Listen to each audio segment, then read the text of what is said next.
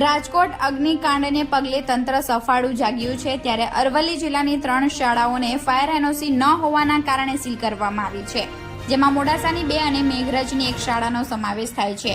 જિલ્લા શિક્ષણ અધિકારીએ ફાયર એનઓસી વગરની સ્કૂલોને સીલ કરવાના આદેશ આપ્યા છે અને ફાયર એનઓસી પ્રમાણપત્ર ન મળે ત્યાં સુધી સીલ રાખવા નોટિસ આપવામાં આવી છે।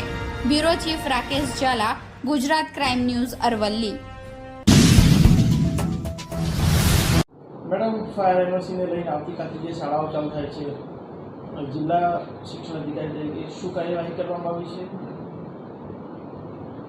અરવલ્લી જિલ્લામાં તમામ શાળાઓને તપાસ કરાવી અને ફાયર એનઓસી સંદર્ભે તમામ શાળાઓમાં છે કે કેમ એ તપાસ કરી તમામ શાળાઓમાં ફાયર એનઓસી સંદર્ભે કોઈ પ્રશ્ન નથી, પરંતુ 3 શાળાઓમાં એમને રિન્યૂ કરાવવાની કાર્યવાહી ચાલુ છે। એ સંદર્ભે